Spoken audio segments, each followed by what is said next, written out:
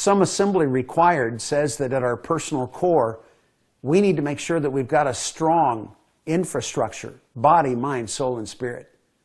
That in the family space, our ability to relate to another partner, a spouse, a person who will likely be in our lives in a remarkable way to meet one of our greatest needs. Children and ultimately grandchildren who will come from a marriage will be an enhancement and an opportunity to demonstrate a powerful image of what God had in mind when He put the first humans on planet Earth and commissioned them to be fruitful and multiply.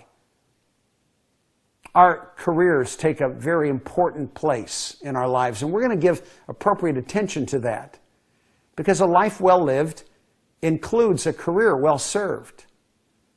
But so frequently we misapply the priorities there and find ourselves serving a career rather than a career serving our lives. We're going to find ways to make our career an asset in a larger life rather than a liability in which we're simply a resource. We're going to discover as it comes to the subject of money a few months from now that much of what we believe and practice about money we didn't pick up from God. There isn't an eternal truth in the foundation of our financial lives.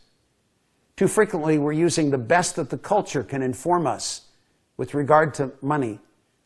And very often, it's unsound reasoning that can only take us to ruin. And then we're going to arrive in our third year together at some of the most important conversation we can possibly have. And that's a deeper understanding of this idea of our role in a drama that began at the earliest moments of time and will continue into a future where the horizon just is marked with the designation of eternity. And we're playing a part in this grand drama that God calls history, His story.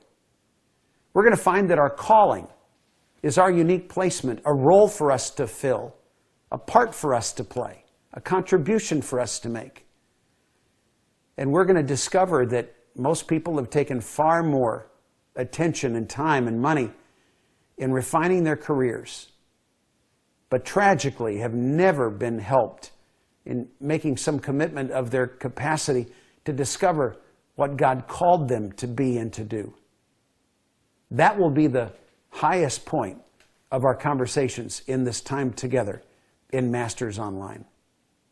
Life mastery, life to the max, some assembly required.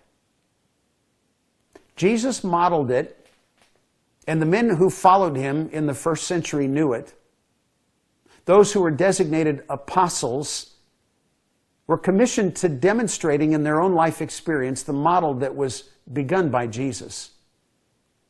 If the God who created us can't live the human experience and produce an effective result, what hope would we have?